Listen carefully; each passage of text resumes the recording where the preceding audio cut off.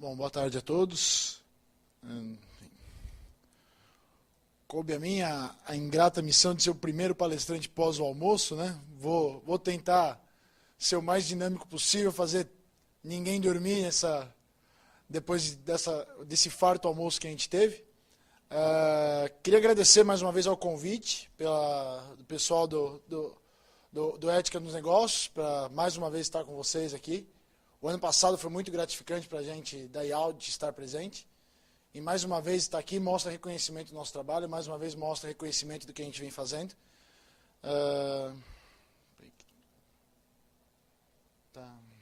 Acho que foi. Bom, e o que é bacana é a gente vir falar desse importante tema, né? O whistleblower, ou o denunciante, né? O whistleblower é um tema bem norte-americano, que o norte-americano já vem discutindo esse tema já faz alguns anos, com as leis norte-americanas, principalmente a Dodd-Frank, desde 2009, 2010 já se fala sobre valorizar o whistleblower. E aqui no Brasil esse tema começa a ganhar força. Cada vez mais vem se falando sobre ele.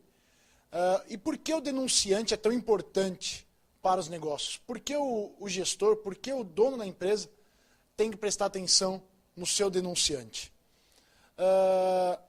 Eu quis começar a apresentação com essa figura, que o ano passado eu falei sobre programas de compliance, e essa figura, comecei com ela e deu tanta repercussão, recebi tantos e-mails para falar sobre esta figura particularmente, sobre o iceberg. Quando a gente fala de fraude, o iceberg normalmente é a pontinha dessa fraude, né? E por que ele é só a pontinha? Bom, vou passar direto para aqui o iceberg propriamente falando, né? Quando a gente escuta falar de fraude, aquela fraude que a gente vê na mídia, que tanto a gente só escuta falar quando vai para a mídia, aquela fraude normalmente é a pontinha do iceberg. É aqueles 20% que estão no topo ali, ó, para fora da água. É aquilo que chega na mídia. Tem um outro grupo, que é um 40%, que é um segundo grupo, que é aquela fraude que fica dentro da empresa. Normalmente é aquela fraude que é descoberta, que o pessoal, ou o departamento de compliance, jurídico, auditoria interna, a equipe responsável por tratar essa fraude, corre atrás, descobre, trata a fraude e dá os devidos encaminhamentos. E um percentual relativamente alto, de por volta de 40%, que é essa zona cinzenta de baixo aqui do nosso quadro aqui, normalmente é um percentual de fraude, segundo alguns estudos, que normalmente o fraudador consegue perpetuar a fraude sem ser descoberto. Ou ele é descoberto somente através de dicas, através do denunciante. É por isso que o denunciante passou a ser tão importante dentro de uma organização. É por isso que está sendo tão falado o papel do denunciante em tantas leis, tantas legislações valorizando esse denunciante. Para a gente começar a tratar e começar a valorizar e a descobrir esses casos aqui, esses 40% dessas fraudes que o perpetuador consegue levar embora o nosso recurso. Alguns dados interessantes, porque a gente começa a falar só de percentuais, vamos trazer um pouquinho de número, né? Quando se fala de COSO, quando se falou da Sarbanes-Oxley, do caso Enron, do caso WorldCom, foi aprovada a Sarbanes-Oxley e o COSO, o comitê do Sponsor Organization de Tradeway, ficou muito famoso e ele fez uma pesquisa com algumas empresas que, naquele momento, em 2010, se sujeitaram a reportar algumas das suas fraudes. Não todas, algumas empresas ainda estavam no momento de omitir alguns dos seus casos. E dessa pequena pesquisa que o COSO fez, saiu esse número, onde 347 empresas reportaram no total 300 casos de fraude e uma média de $400 mil por caso reportado de fraude. Um número bem relevante, principalmente para aquela época, onde ninguém estava reportando as fraudes que estavam acontecendo. Um pouquinho mais para frente, a CFE, Associação de Examinadores de Fraude Certificados, ela tem como procedimento todos os seus examinadores de fraude certificados que se sentirem à vontade, eles podem preencher uma pesquisa, uma pesquisa bianual, onde eu preencho o caso de fraude que eu participei, sem reportar o nome da empresa que eu participei. Eu preencho o tipo de fraude, como a fraude foi descoberta, qual o tipo de fraude, os valores envolvidos, o faturamento da empresa, uma série de pesquisas. A pesquisa é anônima, onde eu não exponho o meu cliente ou a empresa que eu trabalho, não exponho nenhum dado relevante, mas isso é compilado pelo mundo todo. São mais de 60 mil examinadores de fraude certificados que participam dessa pesquisa. Essa pesquisa foi compilada em 2010 e trouxe esse resultado aqui. Em mais de 106 nações, trouxeram 1.800 casos de fraude e uma compilação de que as empresas, em média, perderam 5% do seu faturamento para fraudes. 5% do que você fatura está sendo desviado para fraude. Isso aqui é resultado real, casos reais. Se a gente aplicar isso no GDP mundial, GDP, não vou entrar aqui em comparação para a gente ficar explicando a diferença do GDP, mas é algo similar ao PIB brasileiro, que a gente tanto escuta falar que o PIB vai crescer, o PIB não vai atingir o resultado, vai diminuir. Mas se a gente aplicar isso no PIB mundial, estamos falando que o PIB de 2009 foi desviado 2,9 trilhões de dólares para as fraudes, de acordo com essa pesquisa da CFE. É um número muito relevante. E isso aqui é dinheiro que foi levado embora. E aqui eu trouxe alguns dados para falar também sobre o custo indireto da fraude, né? Não só o resultado financeiro, mas a fraude ela também traz alguns custos que são difíceis da gente medir. Primeiro, a confiança dos seus funcionários, dos seus fornecedores, dos seus clientes. A partir da hora que o seu funcionário sabe que existe uma fraude no seu departamento, ou o seu fornecedor sabe que está tendo uma fraude dentro da sua empresa, ou até mesmo o seu cliente, ou um agente regulador, existe uma perda de confiança enorme para a sua empresa. A mesma coisa acontece com a produtividade dentro do seu departamento, onde retrabalhos acontecem e o resultado da sua empresa não acontece da mesma forma. A imagem da sua empresa é afetada naturalmente, que é uma medida que você não tem como tomar, você não sabe qual o tamanho do prejuízo que uma fraude tem perante ao mercado, ou até mesmo a perda do valor comercial. E trazendo isso para o cenário brasileiro, né, Marcos? Você está falando tanto da fraude, o resultado financeiro, a perda de imagem. Isso aqui, perante um público que já está acostumado a falar de fraude, perdas, compliance, mas por que o compliance por que o denunciante é tão importante no nosso cenário atual, no nosso cenário Brasil? Bom, todo mundo deve ter visto, quem não acompanhou pessoalmente aqui no Brasil, quem não esteve aqui no Brasil em junho, meados de junho, julho ou agosto, deve ter acompanhado pelo menos fotos ou vídeos das passeatas que nós tivemos aqui, esse momento econômico, político que vivemos e que ainda estamos vivendo, né? Esse aqui tem um contexto um pouquinho de denunciante também. Estamos mostrando para o mundo que estamos sim querendo denunciar o que está errado. Estamos querendo mais transparência nos nossos negócios. É claro que existe aquela linha de negócio que se fala que é pelos 20 centavos, não é? Mas, de uma certa forma, o que se pediu aqui foi, eu quero transparência. Eu quero saber o que está acontecendo. É um movimento de uma classe jovem, um pessoal que saiu do Facebook, saiu da mídia e foi para a rua pedindo transparência.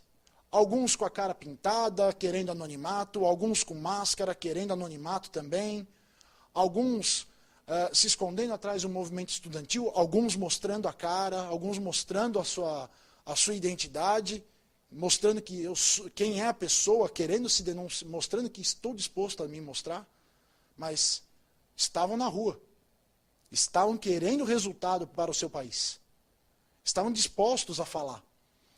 E, curiosamente, a revista Você S.A., ela tem uma pesquisa anual, E é curioso porque todo ano, na mesma época, ela solta essa pesquisa.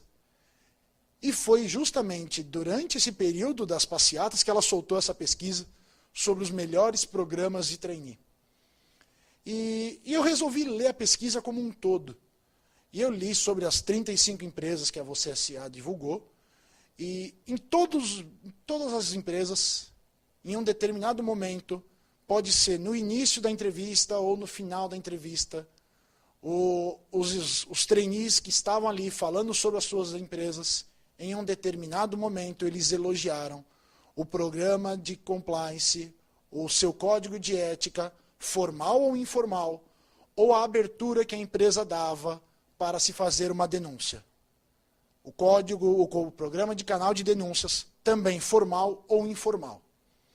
Por que formal ou informal? Algumas empresas ainda não possuem o seu canal de denúncias ou o seu código de ética. Está todo mundo numa fase, algumas empresas ainda estão numa fase de desenvolvimento do seu programa de compliance. Isso ainda é um assunto e eventos como esse que estamos aqui hoje são muito legais para o nosso país, porque são eventos que estão disseminando o assunto.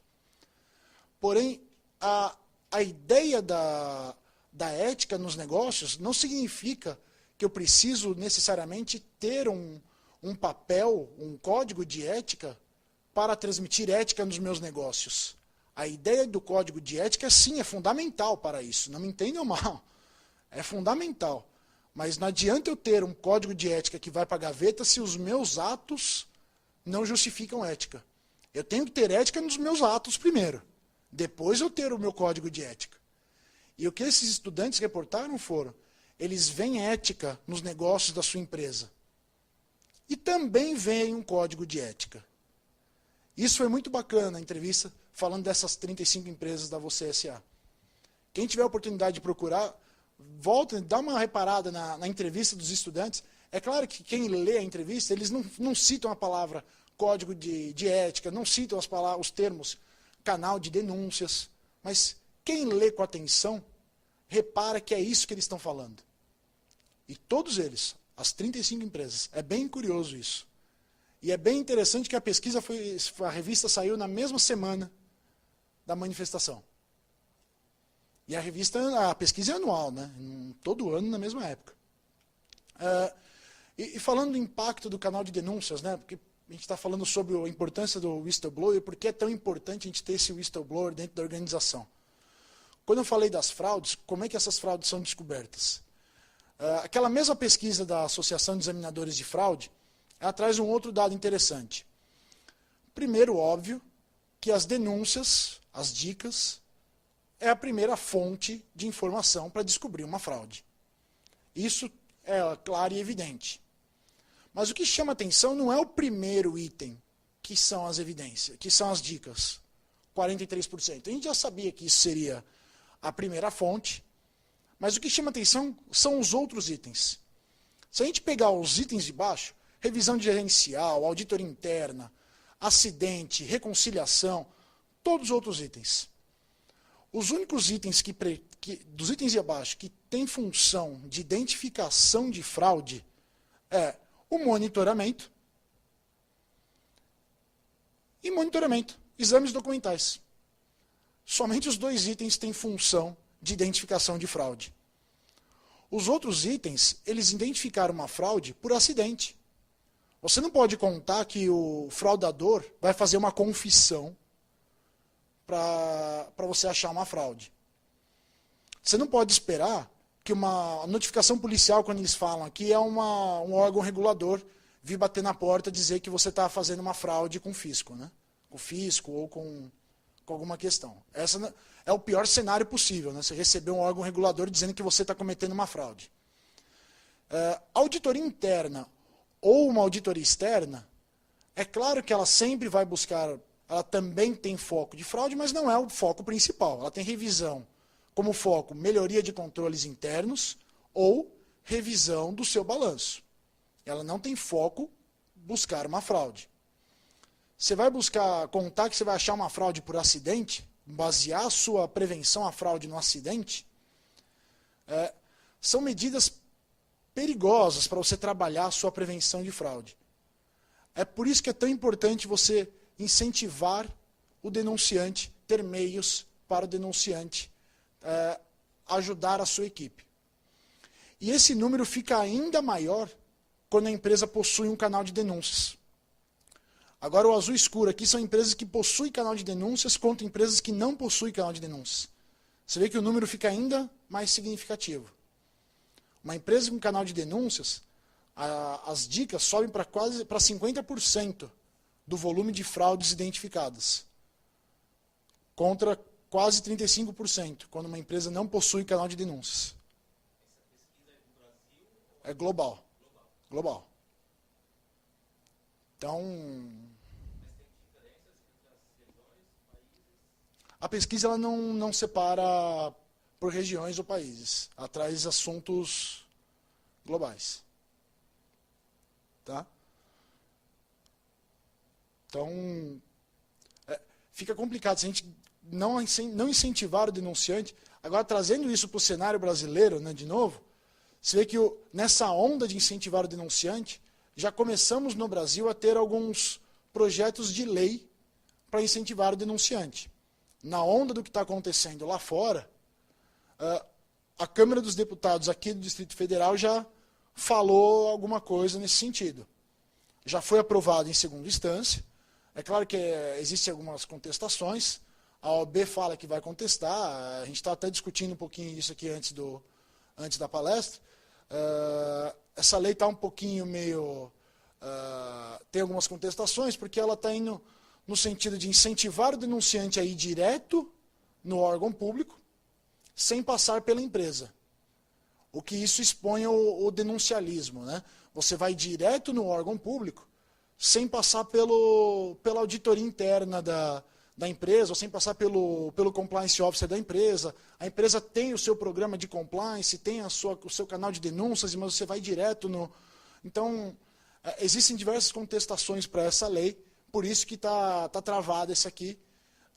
A ideia é que isso aqui seja feito algo, uma revisão, para que seja desenhado algo no sentido que existe a Dodd-Frank lá nos Estados Unidos, que o caminho seria primeiro passar pela empresa, uma revisão dentro da empresa, caso o denunciante não se sinta, ainda se sinta prejudicado com a denúncia, caso o plano de ação não seja satisfatório para o denunciante, ele pode levar isso para um órgão público. Tá? Mas isso é uma discussão... você vê que a Dodd-Frank norte-americana foi aprovada em 2010, nós estamos em 2013, ainda não conseguiu entrar em vigor do jeito que eles queriam, porque a discussão é longa. Ainda não conseguiu chegar a um denominador comum. Tá? Aí eu falei sobre o canal de denúncia, sobre outros controles de prevenção à fraude. Eu trouxe outros dados aqui para comparar os controles de prevenção à fraude. Porque as empresas sempre falam, né? Poxa, Marcos, você fala tanto do canal de denúncia, por que você incentiva tanto a ajudar o denunciante a falar? É uma questão de comparação de efetividade. Essa mesma pesquisa da Associação de Examinadores de Fraude, ela traz uma comparação de uma empresa que ela tinha um controle, os controles de prevenção à fraude implementado, versus uma empresa que não tinha um controle de prevenção à fraude implementado. E uma empresa que tinha um canal de denúncias implementado, ela perdeu, em média, $100 mil por fraude, contra uma empresa que não tinha um programa de controle, ela perdeu, em média, 245 mil. É claro que é uma pesquisa global, e a gente está falando de números, sempre números grandes. A gente está falando de casos que envolvem multinacionais versus empresas pequenas. São sempre números sempre grandes. Mas a redução, se a gente olhar o último quadro aqui, a última linha, a última coluna, a redução é de quase 59%, quando você tem um canal de denúncias estruturado. Por que eu chamo aqui de canal de denúncias? Especificamente denúncias. Pela ideia do programa. A ideia aqui é buscar evitar atitudes antiéticas. eu tenho meu código de ética definido, eu tenho a minha estrutura de ética clara, eu sei o que eu espero do meu colaborador. Eu quero buscar ali denúncias de atitudes antiética. Eu quero algo definido, eu quero chamar para o meu canal atitudes contra o meu código de ética. É claro que existe aquela discussão de aprimoramento, eu quero buscar também sugestões, eu quero buscar também... Existe uma série de outras questões que eu posso buscar no meu canal. Mas o canal de denúncias ele tem que vir muito focado, porque a redução que a gente busca aqui é evitar o problema da fraude, é evitar as atitudes antiéticas, é trabalhar aquela exposição desnecessária para a empresa. No mundo competitivo que a gente está hoje, a gente tem que buscar aumentar a receita ou reduzir custo. A fraude é aquele custo que está direto na veia da empresa. É aquele dinheiro que sai sem imposto, sai sem qualquer tributo, sai direto do bolso do teu investidor. Aquela atitude antiética sai direto lá na veia. Então a ideia do canal antiética, o canal de denúncia, é você trabalhar ali, é evitar que aquelas atitudes venham a acontecer. Tá? É por isso que é tão trabalhada essa ideia do teu canal antiética, teu canal de denúncias. Aí sempre, em alguns momentos, sempre me perguntam, né, Marcos, poxa, por que não, as sanções propriamente ditas não funcionam? Por que eu não posso desenhar uma política antifraude bem rigorosa, onde se acontecer uma fraude, eu vou demitir meu funcionário, eu vou fazer ele devolver o meu recurso? Bom, a gente tem uma série de questões legais envolvidas nisso, mas a sanção propriamente dita, ela não resolve o meu problema, porque a primeira questão de uma atitude antiética é que o meu fraudador, quando ele está cogitando a ideia de cometer uma fraude, quando ele pesa na balança a ideia de cometer uma atitude antiética, ele também já considera a possibilidade de ser pego. E quando ele decide por cometer essa atitude antiética, a possibilidade de ser pego e a possibilidade de, se for pego, ser punido, já foi considerada. E ele já descartou essa hipótese. Então, a sanção por sanção, ele já tirou isso fora do radar dele. Então, a sanção propriamente dita, já em si, somente a sanção, já não resolve o problema. Unicamente exclusiva. É claro que ela pode ajudar ele na tomada de decisão, né?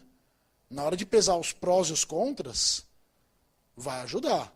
Ele vai pesar e saber que se a fraude for descoberta, a empresa vai ser rigorosa, vai tomar a medida e vai aplicar a sanção. É a tal da impunidade, o sentimento de impunidade. Eu não posso deixar ser impune.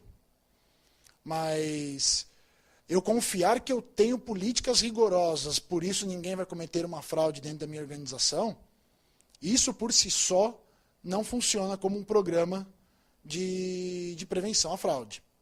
Eu tenho que ter outras medidas, outros programas, e aqui eu trouxe uma série de ideias, tá? Eu filtrei algumas ideias, e são medidas simples da gente adotar, que não necessariamente você precisa de consultores, você precisa desenvolver grandes estruturas para você implementar na sua empresa.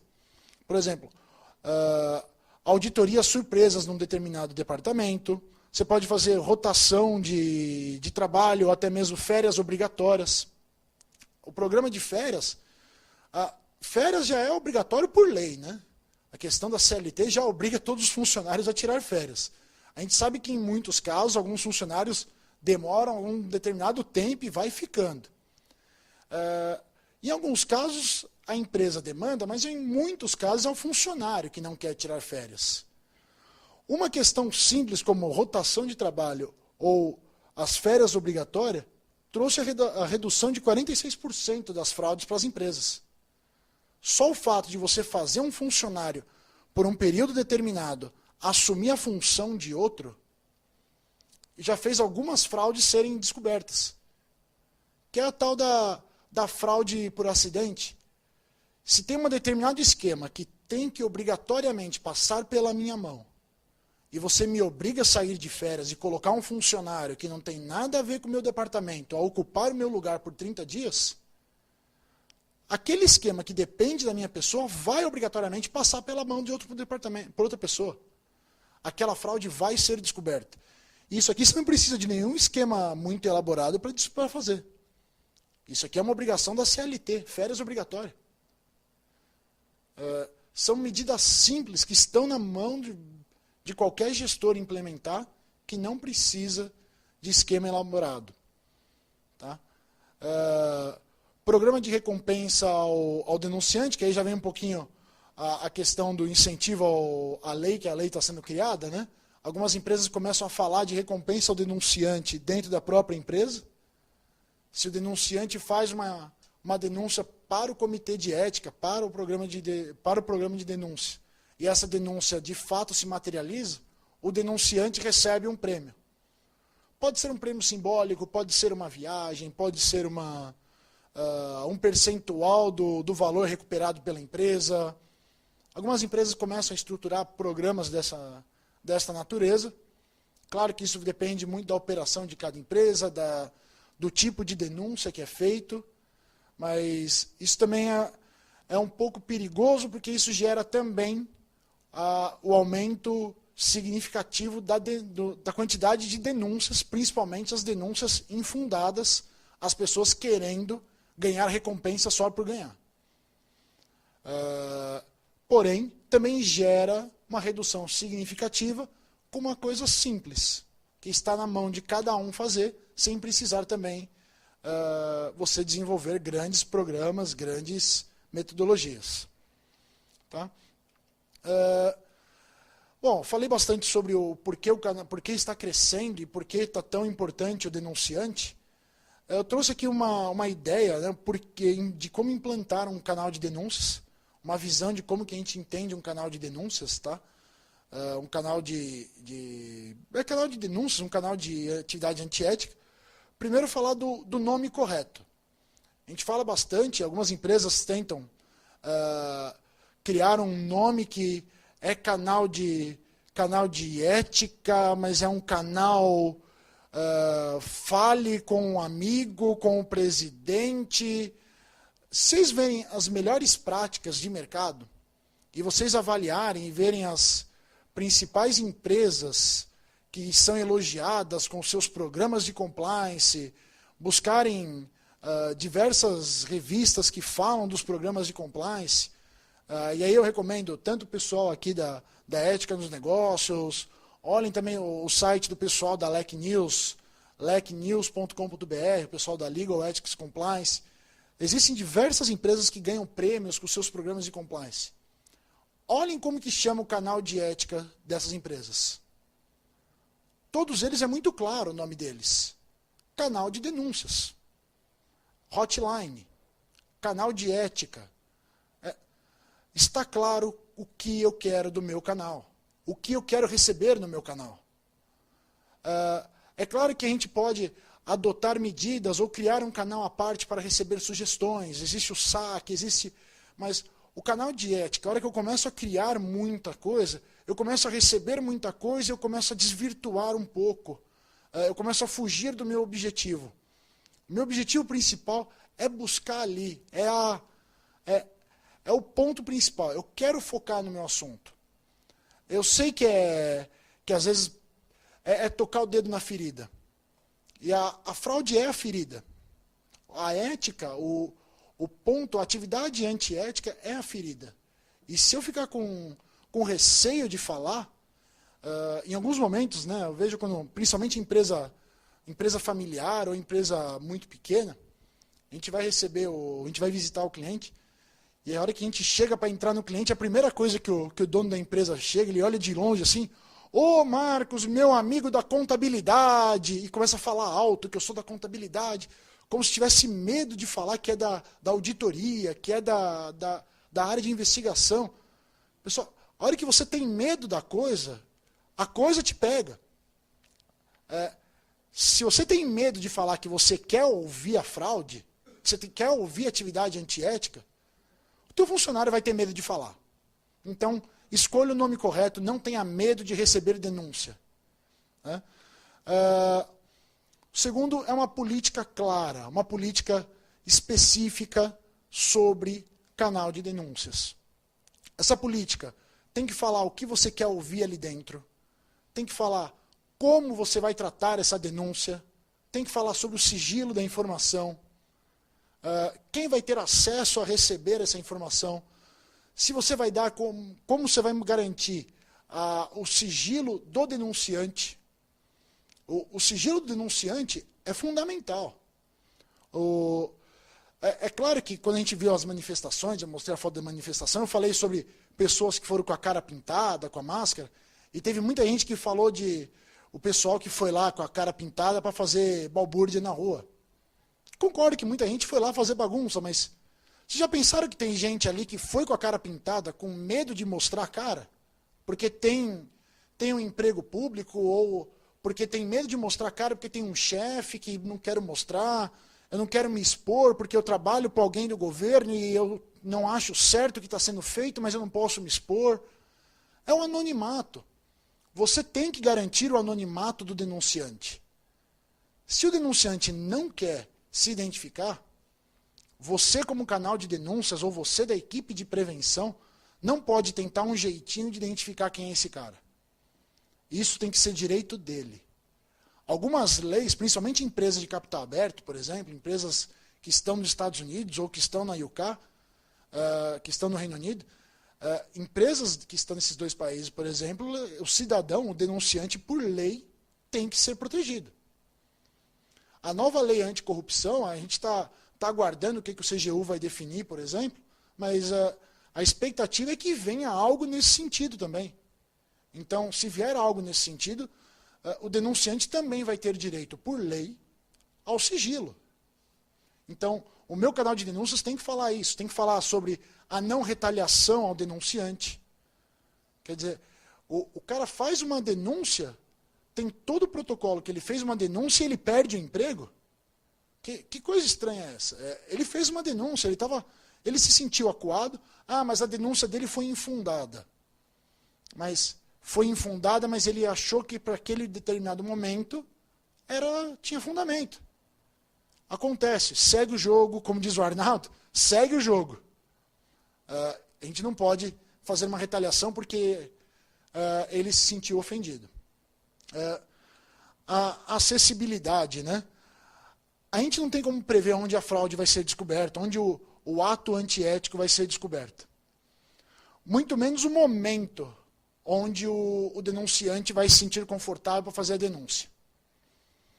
O canal de denúncia ele tem que estar disponível a todos os momentos e de todas as formas. Pode ser via um link na web, pode ser via telefone, pode ser via carta.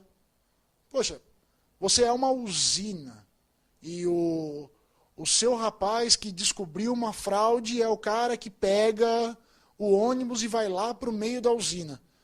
Pô, e se ele se sentir à vontade de fazer uma denúncia via carta no ônibus? Porque ele descobriu o cara roubando comida na marmita. Pô, você tem que dar um jeito dele colocar uma cartinha dentro do ônibus. Se a própria ISO pede isso para quem é de usina, por que você não vai ter uma cartinha, a possibilidade dele colocar isso na cartinha? Então, você tem que disponibilizar acesso de toda quanto é maneira possível para o seu denunciante. Conhecer a forma, conhecer a sua empresa, conhecer os riscos possíveis e disponibilizar acesso. A comunicabilidade. Você não pode esperar que só presidente de empresa vai ligar para fazer denúncia.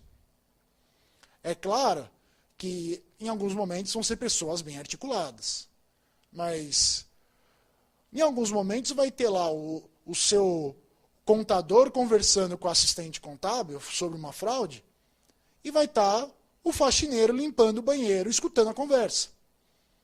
E esse faxineiro pode muito bem querer pegar o telefone depois à noite, na casa dele, com uma criança de fundo chorando, a esposa gritando com ele, e ele vai querer ligar para contar a fraude. Aí você vai ter que falar com esse cara, escutando uma criança ao fundo, entender o caso de fraude para poder reportar. Só que no dia seguinte, um presidente do seu fornecedor também vai ligar reportando um outro caso. E o atendimento tem que ser o mesmo.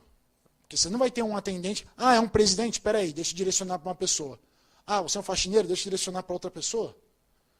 Você tem que dar uma comunicabilidade capaz de falar com qualquer nível hierárquico dentro de uma empresa. A eficiência, esse aqui é a questão fundamental. A gente tem que pensar que o teu fraudador, o teu denunciante, e é assim que a gente tem que tratar, né? São raros os casos que o denunciante vai se dispor a falar 3, 4, 5 vezes com o teu canal de denúncias. Mandar 4, 5 e-mails. Se ele fizer isso, perfeito. Mas a ideia é que o teu denunciante seja recebido somente uma vez. E nessa única vez, você tem que arrancar toda a informação possível. Eu não posso contar com a possibilidade de ter um segundo contato com esse denunciante. Eu tenho que ser eficiente com ele. Eu tenho que ter um questionário pronto para receber tudo quanto é informação. Ser capaz de arrancar toda a informação possível para conduzir a minha investigação. Tenho que ser imparcial. Eu não posso, porque a denúncia é contra o diretor comercial que acabou de ganhar a maior conta da história da empresa, eu descartar a denúncia e dar como vencida. Se eu recebi uma denúncia da maior conta da empresa foi ganha por uma corrupção, eu tenho que tratar. Não posso simplesmente descartar porque a lucratividade da conta é enorme. E é claro, eu pulei o follow-up. O follow-up, na verdade, é uma questão que sempre dá bastante conversa. Quando a gente fala do follow-up, algumas pessoas sempre interpretam mal a questão do follow-up. A própria Dodd-Frank, que hoje é a lei que mais tem dado o que falar sobre essa questão de canal de denúncias, ela fala sobre permitir que o denunciante faça follow-up. O que ela fala sobre follow-up? Follow-up é o denunciante liga novamente para o canal de denúncias ou entra em contato com o canal de denúncias, ele passa o número do protocolo e ele quer saber o que está acontecendo com aquela denúncia. Quer dizer, ele já ligou uma vez, falou a denúncia dele, passou 15, 20 dias, ele entra de novo em contato e quer saber o que aconteceu com a denúncia dele. Ele quer saber se o denunciado dele foi mandado embora.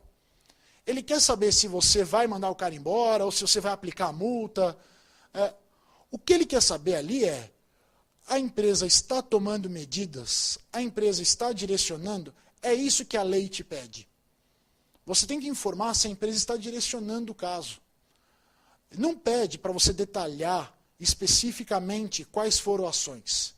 Você não precisa informar para ele que você levou isso para o diretor tal demitiu fulano de tal, vai aplicar uma multa de tal, encaminhou para o jurídico. Você não tem que dar um relatório completo de investigação para o teu denunciante.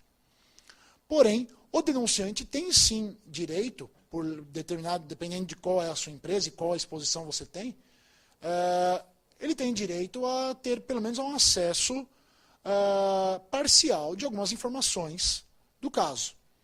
O que a gente recomenda é que você dê algumas informações para esse denunciante, no sentido, o caso foi tratado, está sendo tratado, aproveitamos o seu novo contato para solicitar informações adicionais.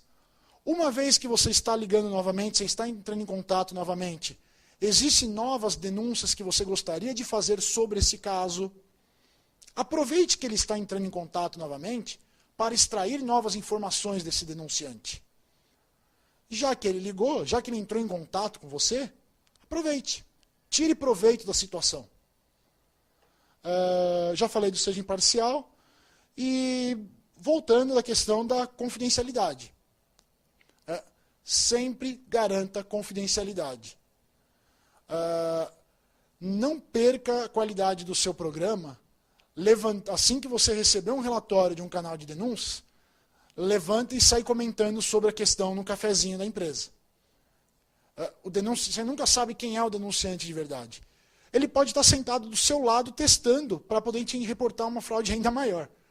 Então, receber-se dessa denúncia, mantenha a confidencialidade, mantenha a imparcialidade.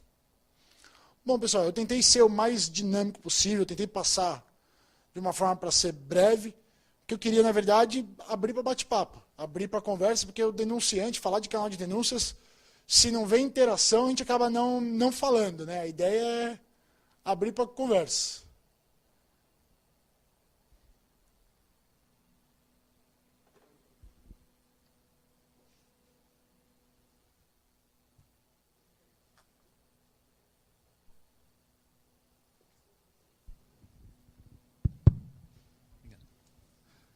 Marcos, boa tarde. Pelo que você tem visto no mercado, as empresas que praticam, que têm, né, o canal de denúncia, o que é um período considerado razoável entre a denúncia e uma resposta para o denunciante? Vai depender do tipo de caso. Eu sei que essa é a resposta... Eu estive ontem numa palestra com advogados e eu respondi igual advogado adora, né? Depende. Você pega alguns casos, você consegue reportar já para o denunciante em 5, 7 dias. Alguns casos você vai em 10 dias, porque são casos que você está reportando um assédio. Um assédio você consegue tratar um pouco mais rápido. Agora, se vem uma fraude praticamente dita, a fraude aí vai depender qual tipo de fraude, quantas informações você vai ter que apurar, qual o tamanho da fraude, se eu já vou ter que partir direto para um exame forense, que aí eu vou ter que começar fazendo toda a cópia forense. Isso aí toma tempo. Se está falando, por exemplo, de uma fraude de um fornecedor, é um fornecedor roubando a empresa, então, poxa, eu já vou começar... Para começar a brincadeira, eu vou ter que olhar o contrato do fornecedor, se permite eu fazer uma análise no fornecedor. Depende muito do tempo. O que a gente recomenda é receber o contato, receber uma denúncia via e-mail, por exemplo, e já reporta para ele no dia seguinte, recebemos o seu contato, grato pelo seu contato, segue o número do seu protocolo, estamos apurando.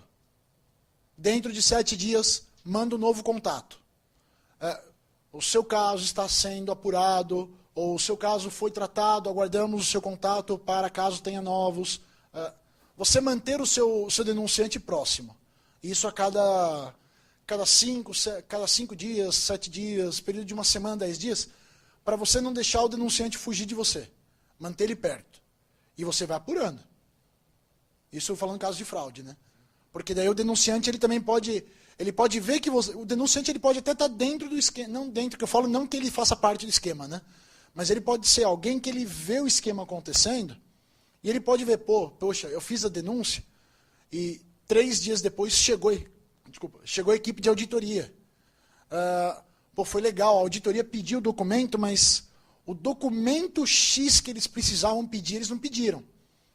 Agora, se você fez o reporte para ele do número do protocolo, ele pode chegar à noite, eu sou do protocolo tal, eu fiz a denúncia, eu vi que vocês mandaram a equipe de auditoria e a equipe não pegou o documento tal que seria fundamental para vocês. Aquela pessoa denunciante, ele pode ter outras informações para te ajudar. Não estou falando, pelo amor de Deus, me entenda aqui de transformar o denunciante num CSI da vida, tá? Não é isso. Mas o denunciante ele pode estar no meio da investigação, num fogo cruzado, que ele está acuado. E você mantendo ele perto de você, você pode ajudar ele a sair daquela bagunça. Porque nesse caso é um denunciante que ele não se identificou, né?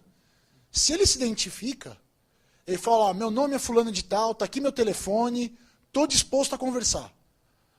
Aí é o melhor cenário, porque aí você liga para ele, você entra em contato, você chama ele num dia, em um lugar longe da empresa, e você consegue conversar com ele, pega todas as informações de uma vez só, você faz a entrevista propriamente dita, né? Aquela entrevista de fraude, onde você levanta todas as informações, fala, meu amigo, agora daqui para frente você não precisa mais falar comigo, vou tratar o caso e quando acabar a informação, quando acabar a investigação, eu volto para te dar um reporte. Vou precisar de 3, 6, 12 meses, mas você não vai ter que se expor mais comigo. Isso quando ele se identifica. Agora, quando ele não se identifica, a ideia é você manter ele sempre perto de você. Não deixar ele afastar muito, mas também não pode falar todo dia para ele também não se expor. Só um comentário do meu lado em relação a contatar diretamente, não sei, a polícia ou o comitê de ética. A nossa recomendação é de relatar com o comitê ética, porque normalmente no seu contrato de trabalho você tem essa cláusula de confidencialidade, né? Assim, se você reporta dentro da empresa, você não tem essa quebra de confiança. Então, essa é a solução preferida que nós falamos, mas claro, as pessoas são livres a contatar também a polícia, mas assim eles são o lado seguro. Você fala com relação a essa lei, né? Essa é uma das grandes discussões dessa lei. Porque a Dodd-Frank lá fora, ela fala para você ir primeiro pela empresa e depois ir pela lei. O problema é que a lei aqui ela foi um negócio assim, bem direto na lei. Então foi por cima de qualquer... Mesmo que você tenha o código de ética falando para ir primeiro dentro da empresa, você teria uma lei falando para ir direto na polícia.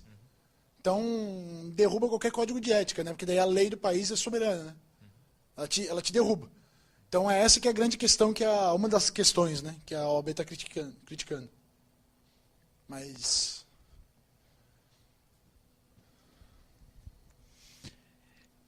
Vamos lá, boa tarde.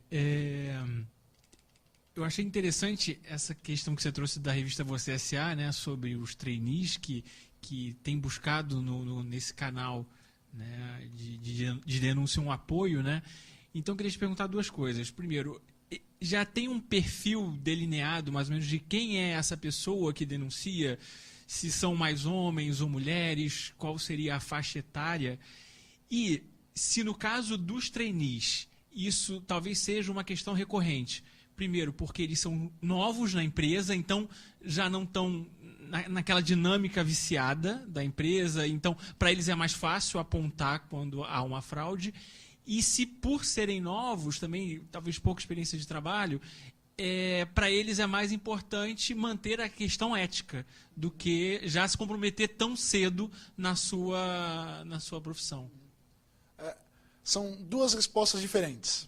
A primeira, o perfil como um todo. Esse perfil ele é muito heterogêneo, na verdade. Isso varia muito de empresa, e dentro da empresa varia muito o setor de atuação de empresa. O que a gente vê é que empresa familiar, por exemplo, eu vou separar familiar e empresa não familiar. Empresa familiar, pessoas que estão há mais tempo dentro da empresa falam menos. Tá? Quanto mais tempo você está dentro da casa, você costuma aceitar mais coisa. Ou você costuma falar direto com o dono da empresa. Não precisa usar um canal de repórter, você fala direto, você tem acesso a falar direto com o dono. Agora, quando a gente entra para falar com o jovem, essa nova geração como um todo, esse pessoal que está entrando no mercado de trabalho agora, esse pessoal que está pilhadão, eles estão aceleradões, eles querem crescer rápido, e está vindo uma pegada legal, porque eles estão vindo uma pegada, é esse pessoal que estava na rua. Essa passeata, poxa, muita gente, e não sei se o pessoal que está aqui na palestra aqui hoje, se teve alguém que foi para a rua para fazer passeata, teve a oportunidade de ver, mas tinha muita gente jovem, principalmente molecada no bom sentido, tá? Pessoal que está na faculdade, e esse pessoal é um pessoal que está querendo um mercado transparente, querendo transparência nos negócios. Então é um pessoal que está vindo com um perfil um pouquinho diferente. É algo que eu acho que a gente como um todo, essas gerações que estamos hoje aqui no mercado, assim, cada vez mais, vamos ter que nos adaptar a esse novo pessoal.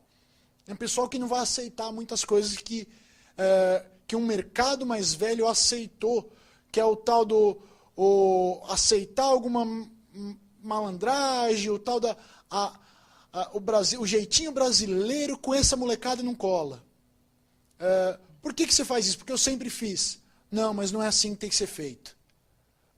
Você sempre fez, mas com esse pessoal de 18 a 22, não é sempre assim. Você tem que me explicar o porquê que é. Então, esse pessoal, eles questionam mesmo, e como a informação é muito rápida para eles, então, um código de ética que para a gente lá atrás, ou para muito tempo atrás, era aquele fardo da gente ler, né? Aquela coisa, poxa, estou no meu primeiro dia de trabalho, eu tenho aquele contrato para ler, tenho que assinar. Para eles, hoje eles botam no iPad, lê rapidinho, ou senta no ônibus, lê no celular, e lê rapidinho, e aquilo entra na cabeça, absorve a informação. De repente ele olha aquilo e fala, opa, isso aí está fora do código de ética. Grava a informação, e quando vê, reporta. Isso questiona. Nem só a questão do reportar, acho que não é a questão do reportar pelo isso está errado, mas o questionar. Por que você está fazendo fora do código de ética? Eu quero entender o porquê. Porque a informação, a cabeça dele está a 1000 por hora, aquela cabeça que cresceu vendo televisão, cresceu online. Cresceu jogando videogame, jogando minigame, vendo televisão, falando com a mãe, e cresceu a 1000 por hora. Então esse cara é sedento de informação, essa menina é sedenta de informação. Então eles falam a 1000 por hora, eles não conseguem... É uma molecada diferente, é uma dinâmica diferente, tratar com eles é diferente. Se você passa hoje só uma atividade, né? Hoje você não pode mais, quero que você faça isso. Você vai perder esse recurso em 3 meses. Eu quero que você faça isso, por causa disso, e daqui a 2 minutos tem que dar mais alguma coisa para fazer. E eu acho que não é questão do reportar, eu acho que é mais a questão do questionar. Eu não sei se eles têm na veia, e aí é mais uma percepção minha.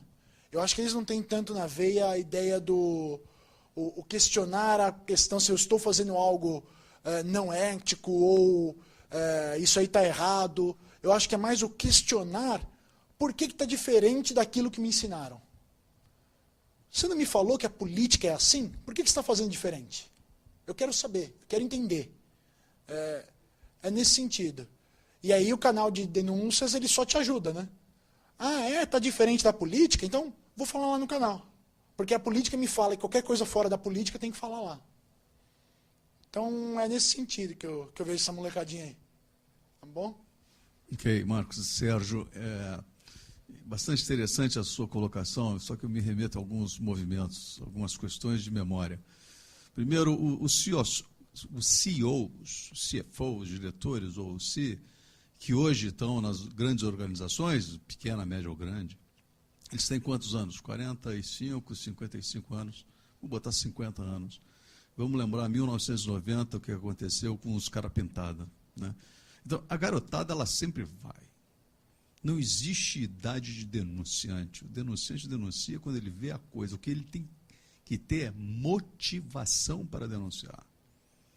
Segunda questão é que nos trabalhos que eu tenho executado ultimamente, não com comprovação científica, mas a minha estatística pessoal mostra que quem mais tem promovido fraudes é a garotada. Garotada de 26, 28, 30 anos de idade, imediatista, que arranja exatamente o conceito do hacker, uma maneira de burlar o SAP, o Oracle, o ERP para fazer alguma coisa e ir lá e morder. Né? Então, eu acho que você com muita propriedade colocou, tem que incentivar qualquer um falar, independente da geografia, independente do segmento de negócio, independente do sexo, da idade, é motivação. Tem que inspirar o cara e dizer o seguinte, campeão, o que você quer? Você quer ser cúmplice ou você quer ser um diferencial competitivo na organização? Então, motivação através do incentivo, talvez não por premiação, mas incentivo de decência, de integridade. Né? Obrigado. A gente não abordou aqui a ideia do fraudador, né? Mas a própria pesquisa da CFE fala a questão do fraudador, e é exatamente essa questão da idade, né? Que a gente fala da molecada, vou chamar molecada mais jovem, né? Que é essa molecada sedenta de conhecimento. Só que essa molecada que veio um pouquinho antes, que vamos falar dos 25 aos 35, que é uma molecada que também veio acelerando, não está tão acelerada igual a esse mais jovem, só que também veio acelerando, só que pegou um pessoal que está um pouco mais velho, que é dos 35 aos 50, que não está tão rápido igual aos 25 e 35. E que está sedento por dinheiro. Esse é o problema. O pessoal dos 25 aos 35, eles querem crescer. Crescer financeiramente. E estão acelerando financeiramente. E estão encontrando um gap de velocidade, de cabeça de velocidade, muito longo entre os 25, 35 e 35, 50. E aí está o perigo. Porque esse pessoal de 25, 35, sim, tem cometido muita fraude. Os estudos mostram, estudos científicos mostram que é esse pessoal que é o pessoal de risco hoje. Ou é o pessoal muito mais velho, que aí é acima dos 55, 60, que é porque tem um poder muito forte na mão, que é o pessoal que já passou de uma certa idade e tem poder de passar por cima de controles internos, ou é o pessoal que está sedento por poder, sedento por dinheiro. Que aí é o pessoal que está a 1000 por hora e consegue acumular funções e consegue acompanhar a velocidade do jovem para fazer o jovem acelerar com ele e consegue desacelerar em alguns casos para fazer o pessoal que tem poder de alguns controles ir na onda dele. Então, é esse perfil que você falou. Dos 25 aos 35 é um perfil que tem dado um certo trabalho. Tá bom?